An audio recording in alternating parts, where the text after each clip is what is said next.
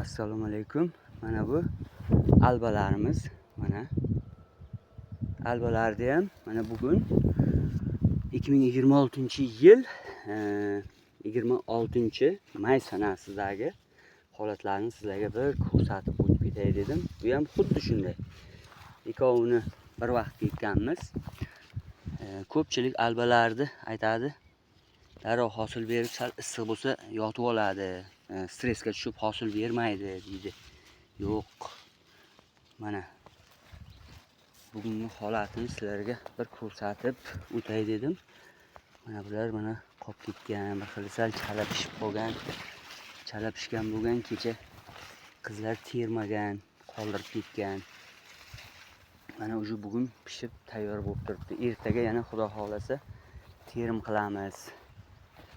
Mana bu yoqdan buni men sizlarga ayni avjga chiqqan payti videorolik qilib, donlari endi qizarishni boshlagan paytlari tashlavdim sizlarga. Buni roliklarini qay darajada hosildorligi borligini.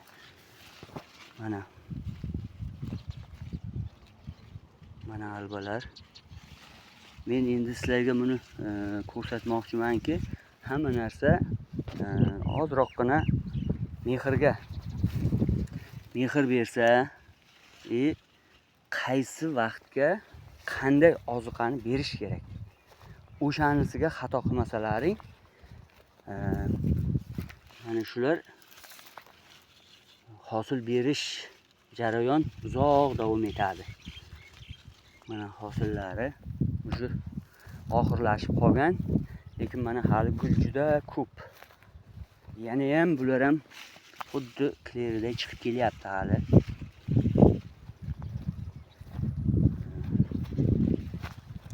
Hali xudo xolasa yana iyunda 15larigacha nasib bo'lsa hosil terish niyatimiz bor bu albadan ham. Mana shu albani ham men sizlarga videorolik qildim. Massiviy qay darajada hosil berishini ko'rsatdim. Endi men hosillarni oraga bir 2-3 martalar video qilib sizlarga ko'rsatdim, tashladim, shu Instagramga qo'ydim. Men har terimimda har doim to'g'risini aytsam qo'ymayman.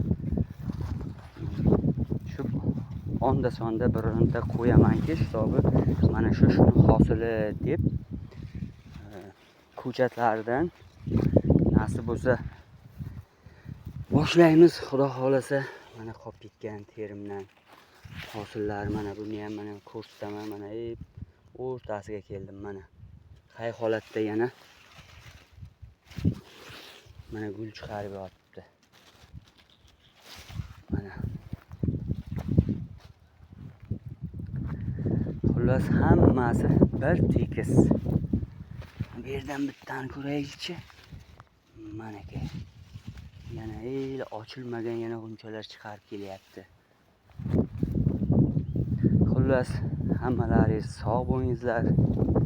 Dehqonchiliklaringizga baraka bo'ling. Baraka bersin Xudoyim. Shu kanalimga obuna bo'lib qo'yinglar. Xudo xohlasa mana bu yil hademay yangi ekish sezon boshlanadi. O'sha sezonda boshdan aytadi-ku, noldan yer qanday tayyorlanadi, qulupnayga qanday tayyorlash kerak,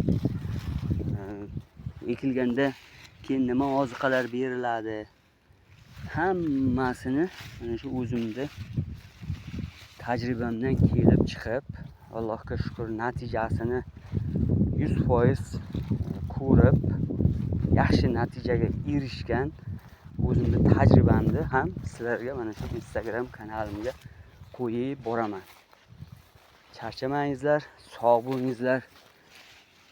Mana bu yoqlarni ham bir ko'rsatsam. Mana xullas hammasida bir xil mana gullar. Telefon nomerimni yana bir bor aytib o'tib ketaman.